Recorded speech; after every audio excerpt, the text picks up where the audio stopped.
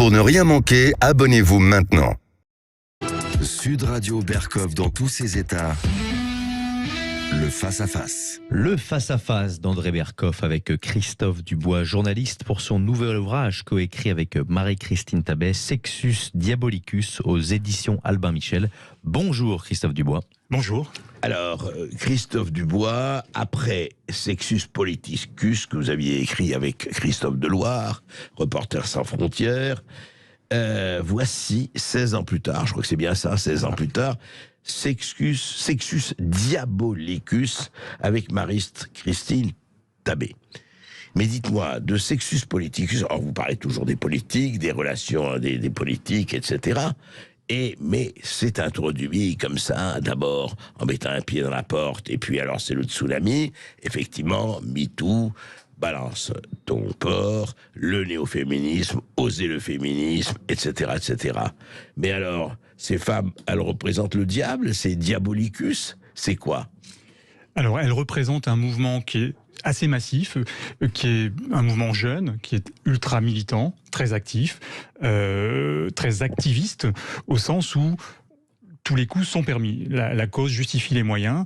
Et donc, ça a été effectivement le télescopage du monde politique et du MeToo qui a d'abord touché le monde du cinéma, le monde de la littérature, et qui est arrivé tardivement dans le monde politique où il y a, il faut bien le dire, quand même un certain nombre de résistances. Oui, alors justement, et on les voit, les résistances et tout, mais dites-moi, il est arrivé comment au monde politique ? Est-ce que le monde politique c'était jusqu'à DSK et compagnie, une espèce de tabou, on en parlait, on le savait, dans les milieux dits informés, les vôtres, les miens, etc., et puis, mais on n'en parlait pas. Est-ce que ça a commencé avec DSK ou avant ? Qu'est-ce qui a commencé ? Et surtout, comment a commencé cette révolte, disons-le, en tout cas, cette révolte féministe qui a vraiment... je ne dis pas tout emporté sur son passage, mais a fait une éruption tonitruante. Alors, Sexe et politique, il y a 15 ans, faisait bon ménage, et c'est ce que racontait Sexus Politicus, c'est-à-dire que le sexe était finalement associé de manière presque consubstantielle à l'exercice politique, et que c'était la domination sexuelle était associée de manière domination proche des hommes. Exactement, avec le caractère aphrodisiaque du pouvoir. C'était la fameuse phrase d'Henry Kissinger, le pouvoir est aphrodisiaque. On voit bien que la lecture, le logiciel aujourd'hui a complètement changé, que, encore une fois, MeToo est passé par là, et que ce qui était dans le monde du silence, ce qui n'était pas dit il y a 15 ans, aujourd'hui, est dit, alors parfois de manière outrancière, parfois on a le sentiment que c'est une grande lessiveuse qui s'est mise en place. Et elle a une vertu, ou peut-être un handicap, c'est de bousculer les codes. C'est-à-dire que il faut bien séparer évidemment la frivolité qu'il pouvait y avoir il y a 15 ans. Il y avait une espèce de légèreté, presque une vision presque romanesque de l'homme politique qui était un don Juan. C'était Valéry Giscard d'Estaing qui offrait des drames à Mireille d'Arc. C'était François Mitterrand qui avait sa part de secret, sa double vie. Et on avait Jacques Chirac, beaucoup plus dans la gauloiserie. Les fameuses phrases qu'on lui prêtait à l'époque. Et on voit bien qu'aujourd'hui, on n'est plus du tout dans ce registre-là. On est dans un registre où le seuil de tolérance a été abaissé. On ne parle plus d'ailleurs de sexe et de politique. Même notre vocabulaire à nous a changé. On parle de sexisme et de politique. Ouais, c'est ça. Mais justement, alors écoutez, moi je vous ai lu, c'est un livre que je recommande, qui est bourré à la fois d'anecdotes, d'histoires, et de montrer comment ça a bougé. Mais franchement, Christophe Dubois, quand on lit ça, il y a une espèce d'immense tristesse. Je veux dire, alors peut-être jouer les passéistes, mais en France, il y avait l'art de la séduction, l'art du marivaudage, l'art de tout ça entre hommes et femmes. Je me rappelle Françoise Giroud, l'ancienne directrice de l'Express, qui disait, mais ce qui est formidable en France, c'est entre les hommes et les femmes, il y a peut-être quelquefois des excès, mais il y a surtout une espèce de complicité joyeuse et tout. Et là, on a l'impression d'une guerre civile. Votre livre, pour moi, je me suis dit, mais c'est une guerre civile. C'est en tout cas pour certains, l'homme est absolument la créature à abattre, le salaud qu'il faut absolument. En tout cas, un certain nombre, pour un certain nombre de gens, évidemment, il ne faut pas généraliser à toute la population. Mais enfin, il y a quelque chose de l'ordre, mais vraiment des hostilités. En tout cas, chez certaines féministes, effectivement, la guerre est déclarée. C'est même une citation qui est dans notre livre. J'ai assisté à une un événement, une espèce de cérémonie de remise de prix du sexisme à des ministres français, organisée par un collectif féministe, et ça s'est terminé effectivement sur cette phrase « Nous sommes en guerre ». Donc, comme toutes les révolutions, et ça en est une, on considère qu'il peut, et il y aura des dégâts collatéraux, et c'est ce qu'il y a de profondément gênant aussi dans ce mouvement qui, encore une fois, fait bouger les lignes. On en reparlera peut-être tout à l'heure. Oui. Il est aussi violent que il y a un constat de dysfonctionnement, notamment en matière judiciaire. On sait qu'aujourd'hui, moins de 1% des viols sont réellement condamnés. Il faut le rappeler, oui, bien sûr. On sait, par des sondages qui ont été faits, qu'une collaboratrice sur 5 de députés ou de sénateurs dit avoir été victime d'agression sexuelle. C'est des chiffres qu'on n'avait pas il y a 15 ans. Vous voulez dire que ça n'a pas diminué, ça a presque augmenté, ou bien simplement, ce sont des chiffres qu'on connaît aujourd'hui parce que les femmes ont pris la parole et osent parler, ou ce sont des chiffres qui ont bougé par rapport à Sexus Politicus ou 20 ans avant? Alors je pense qu'il n'y a pas moins ou plus de prédateurs sexuels aujourd'hui. Simplement, ils sont désignés. Et donc, quelque part, c'est même quantifié. Je ne vais pas vous abasourdir de sondage. Il y en a eu un autre qui a été fait à l'échelon local, et c'est très intéressant, parce qu'on voit bien que c'est un sujet, les projecteurs sont braqués sur le gouvernement, sur l'Assemblée nationale, mais quelque part, il y a une zone grise ou un angle mort qui est celui des conseils municipaux, des petites collectivités. Et là, on a plus de 70% des femmes qui disent avoir été victimes un jour d'une insulte ou d'une agression sexuelle. Ouais. Mais alors justement, Christophe Dubois, vous avez interviewé, je crois, plus de 200 personnes avec Marie-Christine Tabé, vous avez vu beaucoup de monde.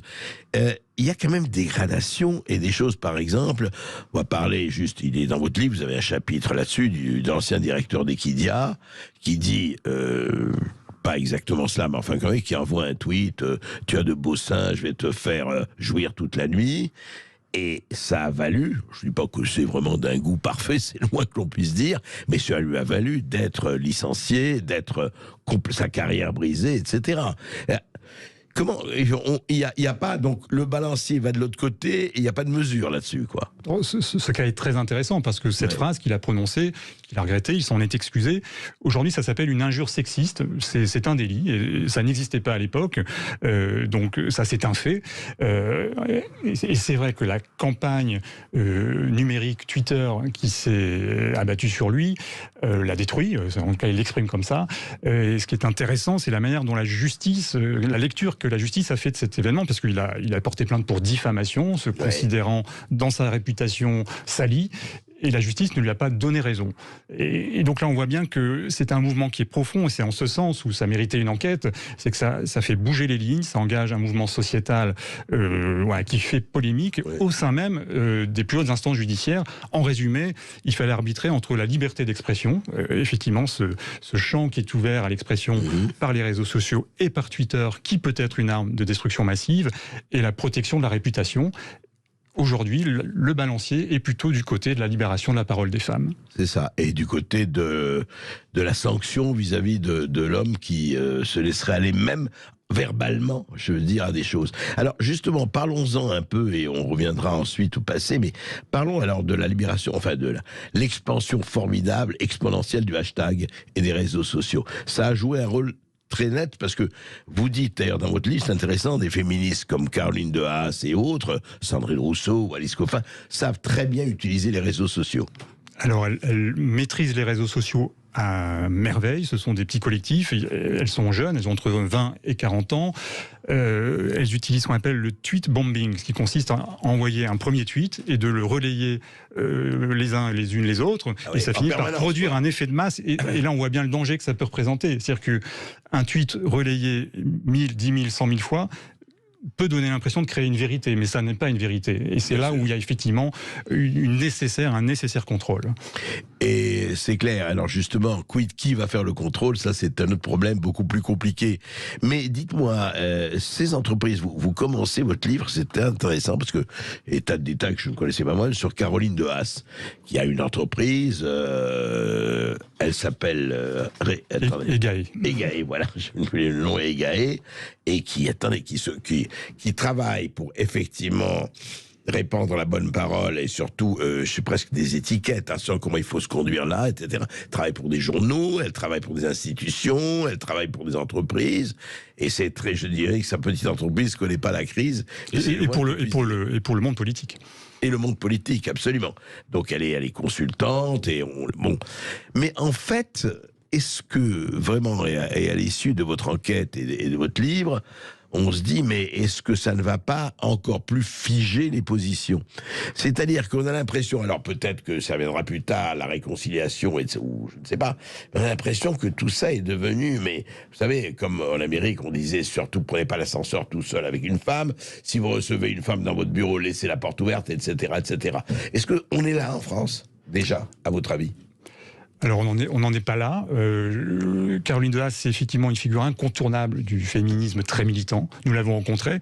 On ne peut pas mettre en doute l'authenticité de son combat. Je crois que c'est important de le relever. Toutes les femmes qu'on a rencontrées, même dans leur exagération, dans le côté outrancier qu'il peut y avoir, elles ont ce combat, cette rage au cœur, et c'est une génération qui est plus jeune que la vôtre, que la mienne, et elle est à prendre en compte, et donc il y a une vraie fracture générationnelle. Alors est-ce que ça instaure quelque chose qui est de l'ordre du puritanisme, de l'ultra-moralisation? En tout cas, ça renvoie effectivement à ce qui n'existait pas avant, c'est la confrontation entre ce qui était clair il y a encore 15 ans, c'est judiciaire ou pas judiciaire, et on poursuit et on écarte, et quelque chose qui relève de l'éthique. Et le problème, c'est où place-t-on l'éthique? C'est presque philosophique. C'est une histoire philosophique parce que pour le moment, on sent très bien qu'il y a une espèce des gens qui encaissent complètement, qui sont pas KO, mais pas loin du chaos, et qui se disent comment je vais faire. On en parle, c'est passionnant, après cette toute petite pause. À tout de suite. Et vous avez la parole sur Sud Radio pour interpeller Christophe Dubois sur son livre Sexus Diabolicus au 0826 300 300. À tout de suite sur Sud Radio. Ici Sud Radio. Les Français parlent au français. Je n'aime pas la blanquette de veau. Je n'aime pas la blanquette de veau. Sud Radio Berkov dans tous ses états. Et Christophe Dubois avec Marie-Christine Tabé, Sexus Diabolicus chez Albin Michel. Alors vous racontez beaucoup d'affaires dont on a entendu parler un peu partout, dans les journaux, les radios, évidemment sur les réseaux sociaux bien sûr. Et je voudrais en citer deux par exemple qui sont assez, je dirais, symboliques ou symptomatiques, comme vous l'avez dit, de ce qui se passe aujourd'hui. L'affaire Darmanin, effectivement, accusé d'agression, en tout cas de drague lourde, si on peut dire ça comme ça. Et puis chez les Verts, aussi bien Bayou que d'autres, que Nicolas Hulot, bien sûr, etc. Qu'est-ce que ça traduit, ça? Vous voyez, Julien Bayou aussi, ça a été... Enfin, vous en parlez. Qu'est-ce que ça traduit? C'est-à-dire que, par exemple, pour Darmanin, qu'est-ce qui s'est passé et comment ça a débouché? Alors, en ce qui concerne Gérald Darmanin, ministre de l'Intérieur, il a été blanchi. Il y a eu 2 non-lieux dans les 2 affaires qui l'ont concerné. Alors, ce qu'elle raconte sur un plan politique, c'est en quoi ce type d'affaires constitue quand même un handicap. C'est-à-dire que pendant plusieurs mois, en tout cas au début où ces affaires sont sorties, alors, il faut noter d'ailleurs que beaucoup de ces affaires sortent au moment où ces hommes politiques accèdent à un niveau de pouvoir important. Ouais. Ça a été le cas pour Gérald Darmanin, ça a été le cas pour Damien Abad, ça a été le cas pour Nicolas Hulot. Parce que ces femmes qui considèrent avoir été victimes de ces hommes ne supportent pas l'idée qu'ils puissent gravir les échelons politiques, considérant que le mal qu'elles leur ont fait, ils pourront faire des dégâts d'autant plus importants qui sont dans ce sentiment. C'est le sentiment qu'ils ont de toute puissance. Voilà, qu'ils soient récompensés. En tout cas, qu'ils puissent faire d'autres dégâts. Donc, effectivement, Gérald Darmanin, au début de sa nomination au gouvernement, est très malmené. Il y a des manifestations lorsqu'il participe à des événements extérieurs. Il y a des banderoles. Il est humilié en public. Ça circule sur les réseaux sociaux. Ses conseillers nous ont dit qu'il en avait été profondément blessé. Au sein même de son parti, il y a eu des relais autour son problème avec les femmes, qui ne date pas d'aujourd'hui, puisqu'il y a en 2015 une tribune signée par 40 journalistes dans laquelle il est cité pour avoir eu des comportements qui ont gêné des journalistes femmes politiques, certaines racontant que son leitmotiv c'était une info, un apéro. Voilà, donc viens chez moi, j'ai une info pour toi. On voit qu'il y a eu en tout cas une gêne sur l'exercice de son ministère et qu'il a fallu plusieurs mois pour établir les choses. On raconte que même les renseignements territoriaux ont été à un moment donné partie prenante parce que l'entourage de Gérald Darmanin s'inquiétait d'une éventuelle manifestation type Femen lors de son remariage à Tourcoing, et donc il fallait s'assurer que ça n'était pas le cas, que l'ordre public serait préservé. Ça, c'est le premier point. Le deuxième point, c'est que la décision de justice qui a été rendue, qui le blanchit encore une fois des accusations de viol qui ont été portées contre lui, est très intéressante, puisqu'elle considère qu'après des enquêtes qui ont été longues, la personne qui l'accuse, aux yeux de la justice, était consentante. Et il y a une petite mention qui est très, très intéressante, qui est rédigée par la juge, qui dit « Le droit ne doit pas se confondre avec la morale ». Parce qu'il se trouve qu'effectivement, il y a eu un texto envoyé par Gérald Darmanin. C'est peut-être immoral. Gérald Darmanin a envoyé un texto lui-même en disant « J'ai peut-être été un peu con ». C'est une citation dans ma relation avec cette femme. Et donc, on voit bien que le curseur se balade de manière assez malaisée entre ce qui doit être sanctionné et ce qui ne peut pas l'être, parce que la justice, tout simplement, considère qu'il n'y a pas à poursuivre. Et c'était, rappelez-vous cette phrase un peu malheureuse, je pense que, je sais pas si c'est l'inconscient qui parlait, quand il était chez Apolline de Malherbe à BFM TV. Ça va bien se passer. Ça va bien se passer, quoi. C'est vrai que l'autre a réagi, évidemment, Apolline de Malherbe. Mais ça montre à quel point c'est devenu, je dirais, explosif. Enfin, tout ça. C'est-à-dire, c'est une arme qui peut déstabiliser un homme politique. On l'a vu avec Benjamin Griveaux, qui a été tout simplement éliminé du champ politique. C'est un autre registre, celui de la diffusion. Griveaux, quand même, parce que, juste pour nos auditeurs... Alors Benjamin Griveaux était ancien porte-parole du gouvernement. Au moment où les faits se passent, il est candidat à la mairie de Paris et se met à circuler sur les réseaux sociaux une vidéo pornographique où Benjamin Griveaux est en posture très délicate. Et cette vidéo a été envoyée donc à une femme qu'il a rencontrée sur les réseaux sociaux. Alors jusque-là tout va bien, sauf que ce qui n'était pas prévu, c'est que ce soit massivement diffusé. On est entre deux adultes totalement consentants. Et c'est la première fois dans l'histoire politique contemporaine qu'un homme politique doit démissionner par la peur du scandale. Est-ce qu'il aurait dû maintenir sa candidature ? En tout cas, lui a estimé... Il n'y a rien de son côté, ni de l'autre d'ailleurs, rien de criminel, d'illégal. Ce qui est illégal, en tout cas, il y a un procès qui va se dérouler d'ailleurs dans quelques jours sur l'atteinte à la vie privée de Benjamin Griveaux. On raconte à titre anecdotique que ce qu'il y a derrière ça, ce sont deux ou trois personnes, enfin 2 sont renvoyés devant le tribunal correctionnel, dont un artiste russe exilé en France, qui considère avoir en fait commis un acte artistique. Et il se trouve que une partie de ces vidéos qui ont fait l'objet de tableaux entre guillemets ont été exposés à Londres. Enfin, c'est tout à fait anecdotique, mais on voit bien jusqu'où ça peut mener.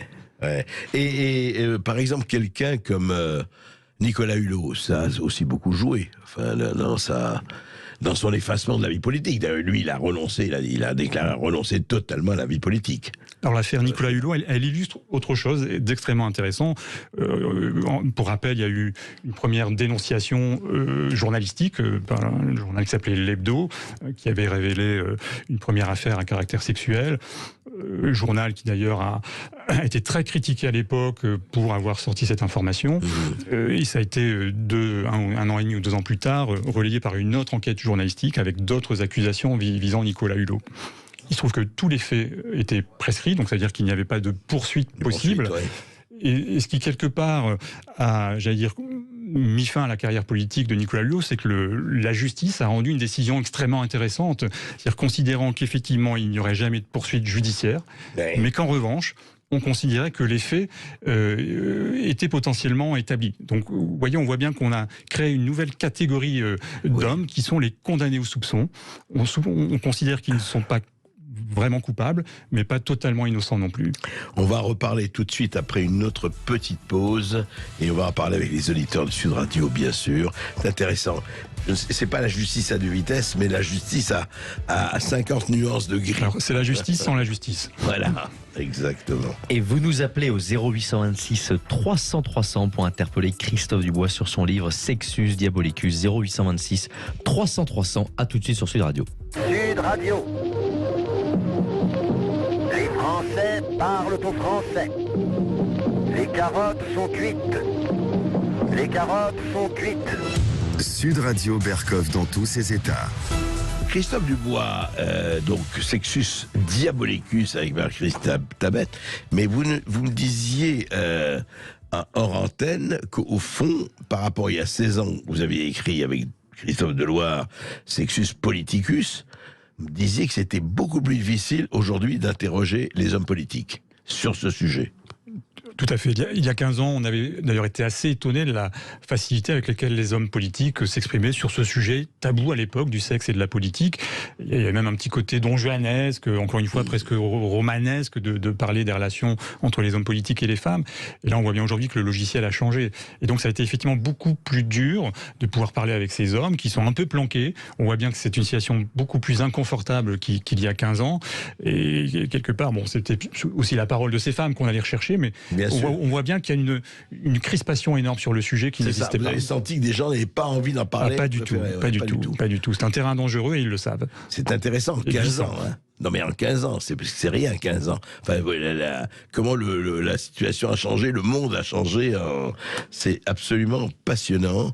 Et puis juste un mot, avant que nous recevions Christine qui nous appelle de Paris, Lucien, mais il y a un mot. La prescription aujourd'hui sur ces faits-là, elle a changé ou elle est toujours la même? C'est-à-dire jusqu'à quand voilà, c'est prescrit, bon, vous pouvez pas attaquer là-dessus, c'est fini.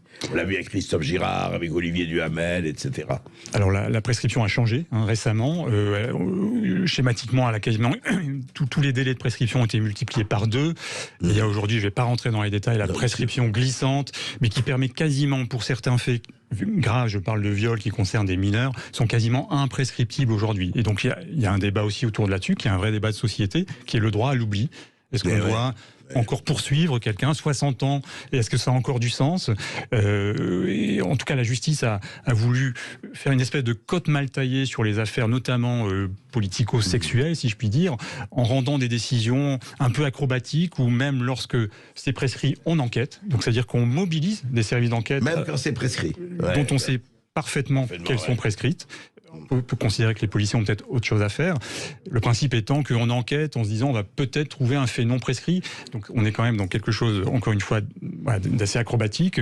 Et quand les décisions sont rendues, encore une fois, il y a cette notion de c'est prescrit, mais c'est établi quand même. Et donc on est dans une espèce de catégorie de personnes qui sont condamnées, mais qui ne le seront jamais en réalité. Géométrie variable. Lucien? Oui, vous avez la parole sur Sud Radio 0826 300 300. Vous nous appelez pour interpeller Christophe Dubois sur son livre Sexus Diabolicus. Et on accueille Christine de Paris. Bonjour Christine. Bonjour Christine. Oui, bonjour. Bonjour André.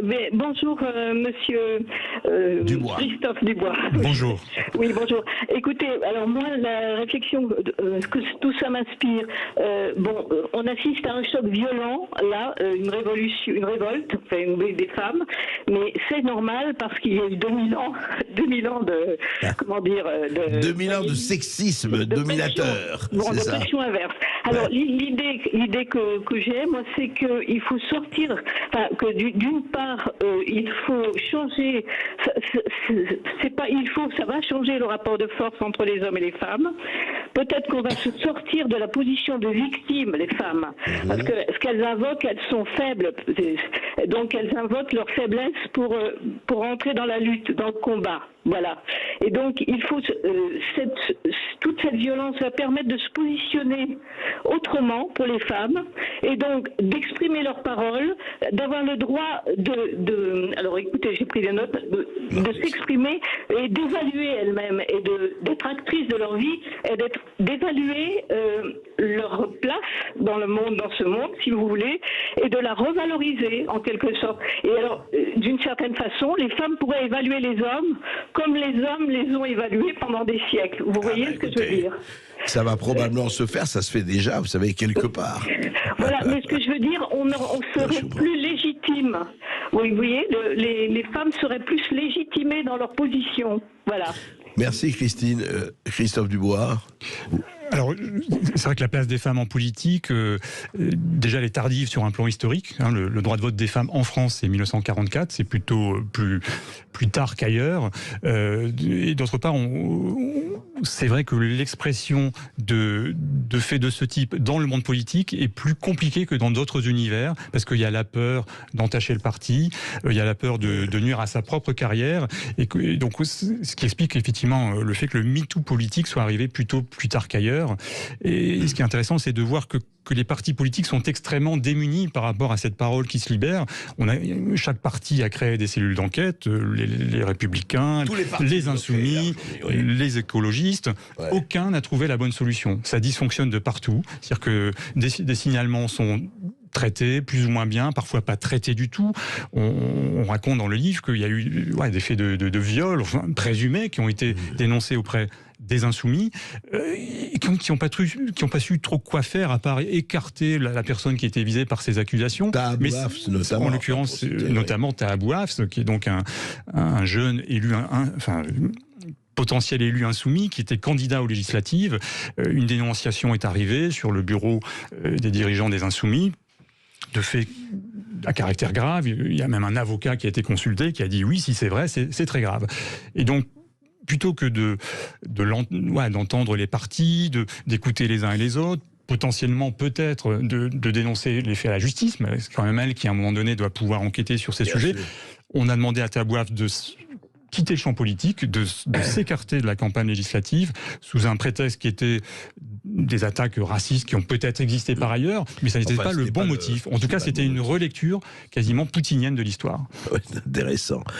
Merci beaucoup, Christine. On accueille Safia de la Courneuve. Bonjour Safia. Oui, allô, bonjour à toutes, donc à tout le plateau. Par rapport à cette thématique qui est assez, on va dire, truculente, je dirais que personnellement, je suis plutôt d'un tempérament assez lucide. Et quand André Barkhoff, vous disiez que l'inconscient collectif n'était pas concerné, que c'était qu'en milieu et en circuit fermé que tout le monde avait connaissance de tout ça, je suis pas d'accord. Non, c'est un fait qui m'appartient.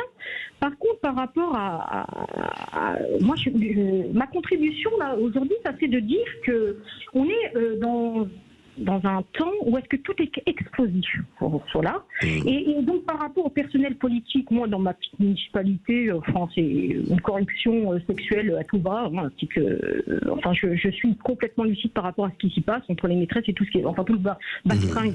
Mais après, quand je remets à échelle des gros dossiers, comme l'a évoqué Christophe Dubois, c'est que les 15 ans, les 16 ans entre son premier ouvrage et aujourd'hui, ce qui nous arrive, c'est qu'on a quand même le diagnostic des catastrophes, de la mauvaise gestion de nos politiques, en plus d'avoir des comportements on va dire derrière le... Vous voulez dire non seulement ils sont incompétents, en tout cas pour certains, pour beaucoup, mais en plus ils se comportent comme des porcs, pour être un peu schématique, chère Safia, c'est ça? Je suis désolée, vous le sortez vous-même, et je sais que vous êtes très juste dans votre approche et dans la technicité de la gravité de situation.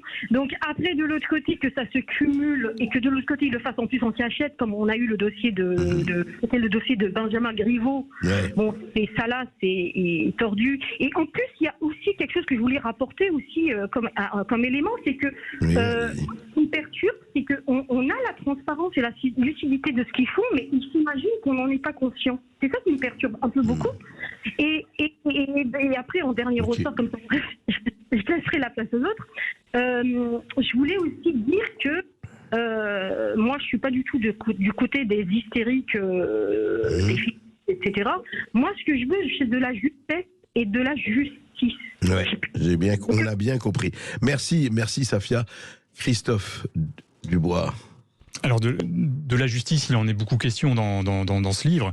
Je rappelais le chiffre tout à l'heure, moins de 1% des faits de viol font l'objet d'une condamnation devant une cour d'assises. Donc ce mouvement, il est à la mesure aussi des dysfonctionnements judiciaires. C'est vrai qu'ont été annoncés successivement 2 plans. La violence faite aux femmes est une grande cause nationale. Est-ce que ça suit derrière ? Et c'est ça aussi qui est dénoncé par ces collectifs, et à juste titre. Pour le coup, il n'y a effectivement pas assez de moyens. Il se trouve qu'à titre personnel, je réalise actuellement une enquête sur les violences conjugales suivie par ce qu'on appelle les services pénitentiaires d'insertion et de probation. Et ce sont des services qui sont totalement démunis. Et c'est ça le vrai sujet au fond. C'est de traiter les violences conjugales, c'est de traiter les violences faites aux femmes, y compris dans les endroits les plus reculés de France. Et donc là, il y a quand même un décalage entre le discours politique qui peut être séduisant, et on voit bien à quel point on doit rendre ça à ces collectifs, c'est qu'elles ont mis le féminisme et le sexisme au cœur du débat politique. Donc on voit bien à quel point il y a un crédit politique à se positionner sur ce terrain. Encore faut-il que derrière ça suive. Absolument. Lucien. On se retrouve tout de suite. Vous continuez de nous appeler au 0826 300 300. On ira à Narbonne avec Jean-Marc. À tout de suite sur Sud Radio, 0826 300 300. Tout français. Je n'aime pas la blanquette de veau. Je n'aime pas la blanquette de veau. Sud Radio Berkov dans tous ses états. Vous êtes bien dans le face-à-face d'André Berkov sur Sud Radio avec Christophe Dubois pour son livre coécrit avec Marie-Christine Tabet, Sexus Diabolicus. Et vous avez la parole au 0826 300 300 pour participer à l'émission. On accueille Jean-Marc de Narbonne. Bonjour Jean-Marc. Bonjour Jean-Marc. Bonjour André, bonjour monsieur. Bonjour monsieur. Je trouve ce monde paradoxal, effrayant et de ce fait intéressant en sociologie. Ouais. Parce que au jour d'aujourd'hui où des jeunes de 11, 12, 13 ans sont sur des sites où ils voient des films, nous à l'époque je crois André ça s'appelait des films X, mais là c'est des films 7, 8X. C'est plus Emmanuel 1, 2 et 3. Je crois, d'après ce que j'ai compris, c'est bien au-delà, avec des choses vraiment monstrueuses. Assez hard, oui, assez hard, effectivement. Et alors, qu'est-ce qui vous étonne, Jean-Marc ? Vous dites...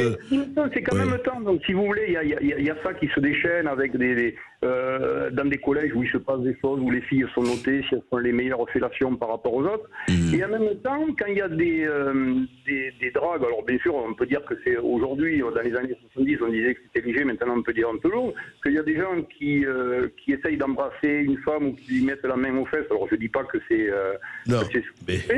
mais ces gens-là sont condamnés, alors si c'est des hommes publics, ils sont au pilori. Moi j'en connais un qui n'est même pas un homme public, mais il est condamné à 1 an de prison ferme parce qu'il aurait mis la main dans la culotte à une femme. Il aurait bien mis la main, 1 an de prison ferme, il est en appel. Vous voyez, donc Brassens chantait, je ne montre mes parties génitales qu'à mes femmes, mais à mes docteurs.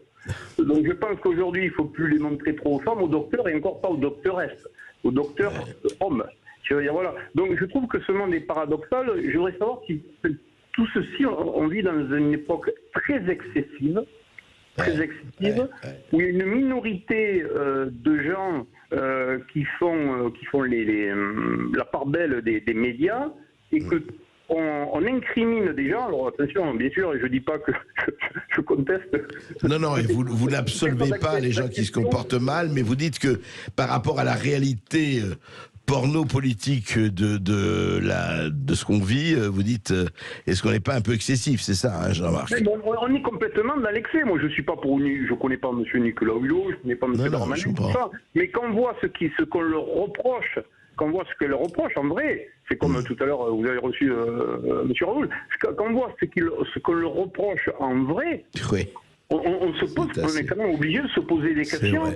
Et Christophe Dubois, c'est vrai Jean-Marc, c'est vrai Christophe Dubois, il y a quand même quelque chose, quand Jean-Marc rappelle, et franchement il faut le dire, qu'aujourd'hui on vit dans un univers, je ne parle pas de jugement moral du tout, je ne dirais pas pédopornographique, mais enfin pornographique assez, que quelqu'un qui puisse émettre on l'a vu avec l'ancien directeur d'Equidia, on en a parlé, ou des mots, ou même, je ne dis pas que c'est bien, encore une fois, mais est-ce que tout ça n'est pas devenu excessif, très excessif ?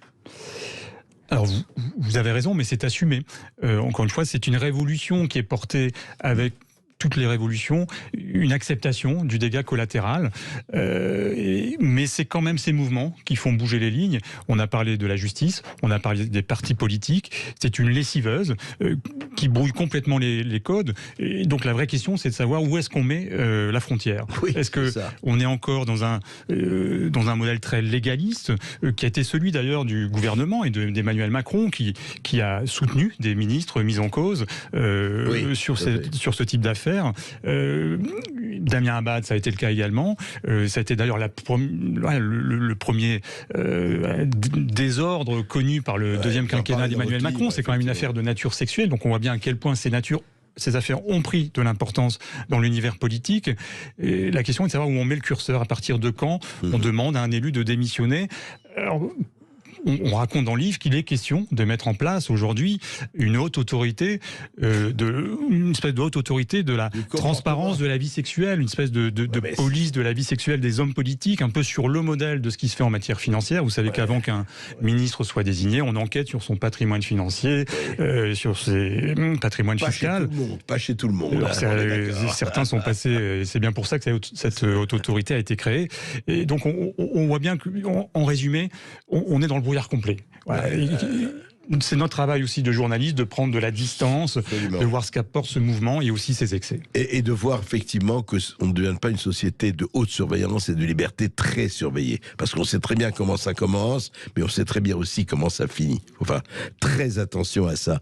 Lucien. Merci beaucoup Jean-Marc. On va à Asnières-sur-Seine avec Sophie. Bonjour Sophie. Bonjour Sophie. Bonjour Monsieur Berkoff, encore merci de toutes vos émissions excellentes. Deux choses. Là, monsieur disait que ça faisait bouger les lignes. Je pense absolument pas que ça fasse bouger les bonnes lignes, puisque les vraies femmes qui souffrent sont celles dont on ne parle jamais, notamment dans certaines banlieues très très très typées. Je n'irai pas plus loin. Et la deuxième chose, vous savez monsieur, j'ai 70 ans. La drague, je crois que j'étais ni vilaine ni trop belle, mais une bonne paire de claques, ça n'a jamais fait de mal à personne. Et aller en justice systématiquement quand un homme vous drague, je trouve ça excessif. Et je pense que Marlène Schiappa, qui est la porte-parole d'un certain féminisme, à ce moment-là, devrait éviter de poser dans des journaux qui sont à caractère très sexiste et qui font de la femme un objet. Playboy. Donc, voilà, on mélange un peu tout et je suis un petit peu en colère quand je vois à la sortie des lycées des jeunes filles qui se disent effarouchées mais qui arrivent avec le nombril à l'air alors qu'il ne fait en général pas très chaud en hiver. Je trouve que tout ça est très très très brouillon. On mélange tout et les choses devraient, on devrait de temps en temps remettre un petit peu les pendules à l'heure. Mais je plains beaucoup les hommes de notre époque. Écoutez, voilà. C'est gentil de nous plaindre, c'est gentil de nous plaindre. Non, je vous plains pas vraiment, mais je vous plains un peu. Nous souffrons sur l'occupation. Non, je plaisante. Non, ouais, mais quand même, ce que dit Sophie, c'est vrai, quoi. Je veux dire qu'il y a des moments où on se dit, mais vous savez, vous vous rappelez, enfin, vous savez, cette polémique quand il y a eu quand Catherine Deneuve a publié, écoutez, oui, on peut se faire effectivement siffler dans la rue, c'est pas un drame, et les autres ont dit comment Catherine Deneuve et toutes les autres, mais vous êtes des collabos, etc., etc. C'est toujours pareil. On se dit, où met le curseur, vous l'avez dit. Il n'y a pas un féminisme, il y a des féminismes. Alors celui dont on entend beaucoup parler aujourd'hui, on l'appelle néo-féminisme. Enfin, chaque époque a son néo-féminisme. Et donc c'est vrai que celui-là, il est intransigeant.